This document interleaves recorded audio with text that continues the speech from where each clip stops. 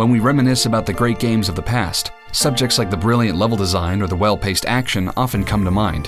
However, when you bring up Secret of Mana, the pure magical feel that it evoked is immediately brought up by its fans. But did the development cycle reflect the tranquil atmosphere of the game? In this episode, we dive into the development of Seiken Densetsu 2, or Secret of Mana as it's known in the West. Back in 1987, before the release of Final Fantasy, the tiny company Square already had plans for a game named Seiken Densetsu. It was supposed to span 5 discs, but the management thought it too ambitious and risky to develop, especially considering the poor financial state of the company. Instead, they put all their love and ambition in their other RPG project, Final Fantasy.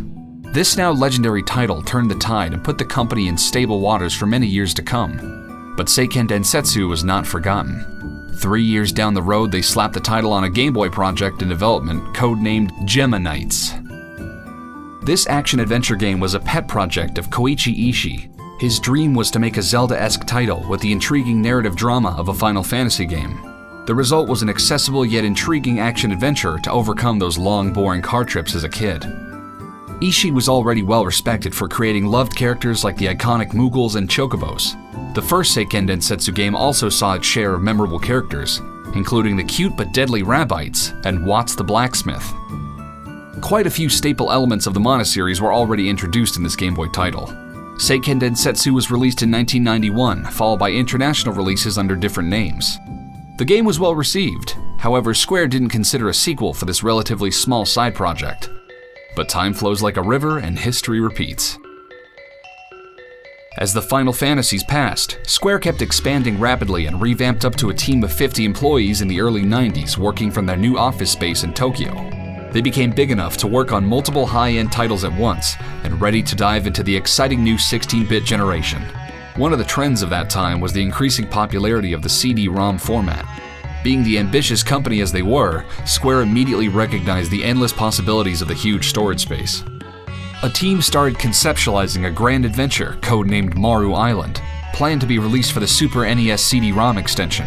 They envisioned a huge world the player could visit and even considered the element of time traveling. To support their grand vision, illustrator Akira Toriyama was asked to join the project. However, the development of the SNES CD-ROM extension already had a rocky start when Nintendo and its developer Sony couldn't come to a financial agreement in 1991. By the end of 1992, it became clear that it would not be on the market soon, if ever. The management of Square eventually decided to drop development of games for the ill-fated machine and requested the Maru project to be released on cartridge instead. The team was devastated by the decision, as they realized that their original plans would never fit on a Super NES cartridge. The decision was made to discard the time travel element and envisioned art style for the time being, and use them for a future project, Chrono Trigger. The leftover story and gameplay ideas of the Maru project were gathered together and heavily rewritten, so that they could form the basis of a sequel to Seiken Densetsu, Secret of Mana.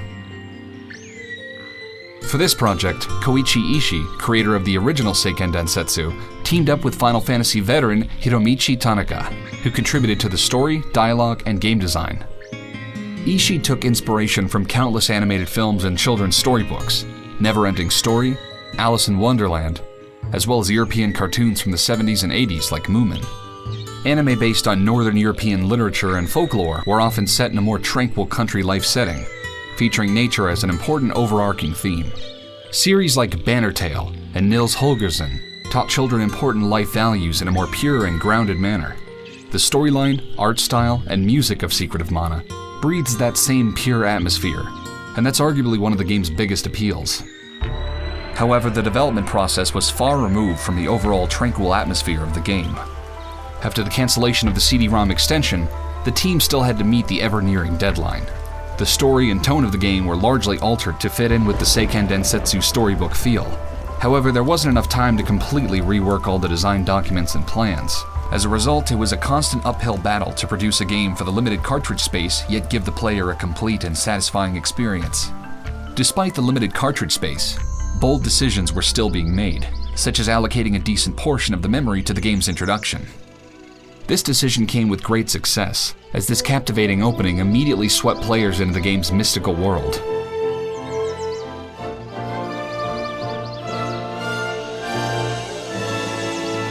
Hiro Isono was the illustrator who created the well-known artwork portraying our main heroes as tiny figures in front of the massive mana tree. The jungle was a reoccurring theme in his work and always portrayed as the leading subject. Hiro Isono already had a long career as an illustrator and was in his late 40s when he created the artwork for Mana. It's not unlikely that the developers were inspired by his work and asked for an adaptation for their game. This might also be the reason why the crane birds never appear in the actual game, yet are featured in the opening. Hiro Isono stayed involved and lent his talent for the following release. Secret of Mana begins when you curiously pull an ancient sword from a stone in the forest, and you're consequently banished from your hometown of Podos Village, as the removal of the blade is seen as a bad omen. A mysterious knight by the name of Gemma sends our hero on his quest to imbue the blade with its long-lost ancient power. You start the journey alone, but are quickly joined by 2 companions. The computer takes control of 2 characters, but an extra human player can jump in at any point to take control. This multiplayer element was not planned from the start, but was one of the ideas that popped up during development. Although it wasn't a huge hurdle to implement this concept, it's commendable that they still went the extra mile under these pressing circumstances. The battles in Secret of Mana take place in real time, meaning that the player has full control over their character in combat. However, the stamina system forces you to wait between blows in order to do any damage, leaving the turn-based essence in the core gameplay. This active battle system was actually already considered a few years earlier for Final Fantasy IV, the first 16-bit entry in the series. To take advantage of the new hardware, they came up with a slightly more action-based battle mechanic, in which the overworld and battleground would be seamlessly integrated. However, it felt too far removed to be used in a Final Fantasy game, but the idea proved to be perfect for Mana. To program and implement all these new ideas, Square called upon the talents of the well-respected Nasir Gabelli. He was a regular face at Square since the NES days, working as a freelance programmer on projects like Rad Racer and Final Fantasy. However, Mana was his first Super Nintendo project, and getting familiar with the new hardware as well as hitting the tight deadline became a huge challenge. He was helped by a small team of programmers who were assigned dedicated tasks like implementing the enemy attack patterns and the Rain Command system. This innovative system allows you to visually select items, equipment, weapons, and magic in lieu of clunky text-based menus. The programmers made good use of the Super Nintendo's graphical tricks. Not only was Mode 7 used effectively, but the lesser-known Mode 5 was also utilized. In this graphic mode, the Super NES outputs a higher resolution image, but with lower color depth, which proved ideal for menus with large amounts of text. Translucency effects were also put to use. The way translucency works on the Super NES is comparable to blend modes in a program like Photoshop. Single objects and sprites on screen don't hold real transparency data, as it would take up way too much memory. Instead, the color data of 2 entire layers are blended together according to the desired algorithm. One of the most widely used methods was the additive-based effect called averaging. It blends 2 layers together nicely without making the end result too dark or too bright, ideal for simulating effects such as water. The only member with the luxury of time was the newly hired, self-taught composer, Hiroki Kikuta. An education in philosophy helped him to be consciously aware of the possibilities, to create a world in the imagination of the listener through music. After performing debugging duties and creating sound effects for Romancing Saga, he was rewarded with his first big project. Hiroki Kikuta had more than a year to compose the score for Secret of Mana, which was a luxury, as many of his colleagues in competing companies were given mere weeks. However, he worked long hours and slept more often inside the office than in his own bed. The Super NES audio chip solely used pre-recorded instruments called samples. Kikuta spent a lot of time tinkering with the audio samples used in his score to ensure the best compression to quality ratio. His extra effort also shines through in his creative decision-making, such as the whale cry which opens the game and serves as the voice of the undying mana tree calling for help. This unique way of introducing the game draws the player immediately into this magical world. After its intensive development cycle, Seiken Densetsu 2 hit Japanese store shelves in August of 1993. The localization was started even before its release to get the game in stores before the holiday season. This meant that the translation had to be done in only a month, resulting in a lot of stress. The PAL market, however, had to wait another year for a release. Since more than 80% of Square's total revenue came from the Japanese market at the time, the PAL market was never considered to be a big priority. The European launch was backed up by a decent amount of marketing and was received with great praise by gaming press and gamers alike. However, even the limited number of copies shipped didn't fly off the shelves, and thus most of the following 16-bit Square games never saw a PAL release. All sales figures aside, there's no denying that Secret of Mana was a step in the right direction to get Western audiences familiar with the world of RPGs. Secret of Mana is also proof of the resilience of the human mind.